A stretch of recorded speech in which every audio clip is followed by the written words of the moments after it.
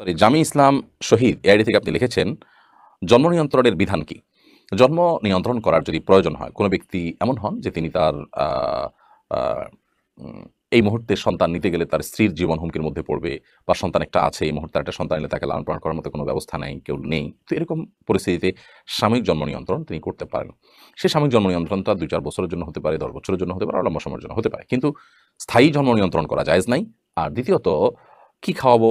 উপার্জন কম, বেতন কম, চাকরি নাই, এই মুহূর্তে সন্তান হলে বিপদে পড়বো, এরকম চিন্তা থেকে জন্ম নিয়ন্ত্রণ করলে সেটাও জায়েজ নেই। কারণ প্রত্যেকটা প্রাণীর রিজিকের দায়িত্ব আল্লাহ তাআলা নিয়েছেন। রিজিকের চিন্তায়, ছোট চিন্তায়, নিচু চিন্তায় জন্ম নিয়ন্ত্রণ করবার সুযোগ ইসলামের শরীয়তের দৃষ্টিকোণ থেকে নেই।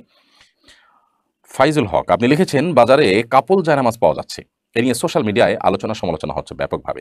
বিষয়টা ইসলামের দৃষ্টিতে কেমন? কাপল জায়নামাজের একটা ছবি আমি দেখতেও পেয়েছি এবং আপনি কমেন্টেও ছবি দিয়ে দিয়েছেন ফাইজুল হক।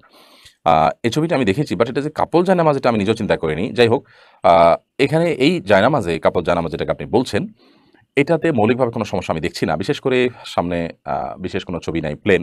সালাত আদায় করলেন স্বামী-স্ত্রী পাশাপাশি দাঁড়িয়ে, কোনো অসুবিধা নেই। বাট যখন জামাতে সালাত আদায় করবেন, তখন এই কাপল জানামাজে আ এই যে ডিজাইন আছে, এই ডিজাইন মেইনটেইন করে এভাবে সালাত আদায় করতে গেলে জামাতে সালাত আদায় হবে না। জামাতে স্বামী এবং স্ত্রী, একজন ইমাম, একজন মুক্তাদি হলে স্বামী ইমামতি করবেন, স্ত্রী মুক্তাদি হবেন এবং স্বামী একামত দিয়ে ইমামতি শুরু করবেন। সেক্ষেত্রে স্বামী সামনে থাকবেন, স্ত্রী পেছনে থাকবেন, পাশে থাকবেন না।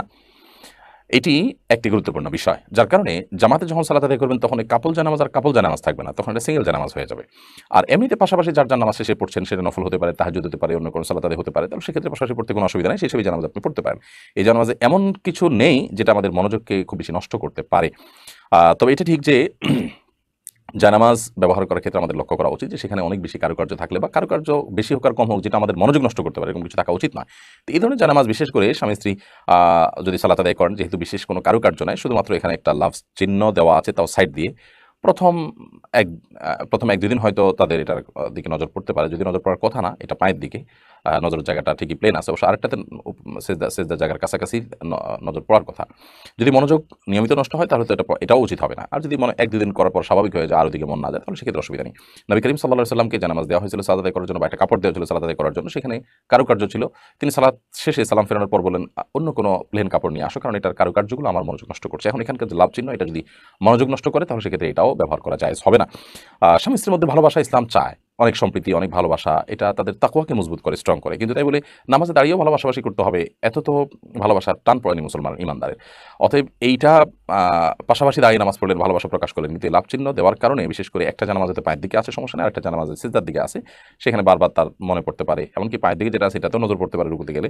যদি মনোযোগ নষ্টকারী হয়, তাহলে সেক্ষেত্রে ব্যবহার করা উচিত হবে না। এভয়েড করাটাই উত্তম আমি মনে করছি। বাট আ এখানে বেশি কারুকার্য নেই পুরো জানামাজের মধ্যে, সেটা একটা ভালো দিক।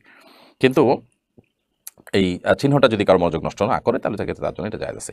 জাহিদ হাসান ইমন লিখেছেন, জিন দিয়ে চিকিৎসা করানো যাবে কিনা? জিনে ইস্তেআনা বিল জিন, বা জিনের সাহায্য গ্রহণ করা ইসলাম শরিয়ার দৃষ্টিকোণ থেকে জায়েজ কোনো কাজ নয়। বিধায় ইস্তেআনা বিল জিন এটা নিষিদ্ধ ইসলাম শরিয়ার দৃষ্টিকোণ থেকে। তবে কোনো ক্ষেত্রে খুব লিমিটেড পরিসরে তাদের সহযোগিতা কোনোভাবে নাজায়েজ এবং গুনাহের কথা, এভাবে ট্রিটমেন্ট করা জায়েজ নয়।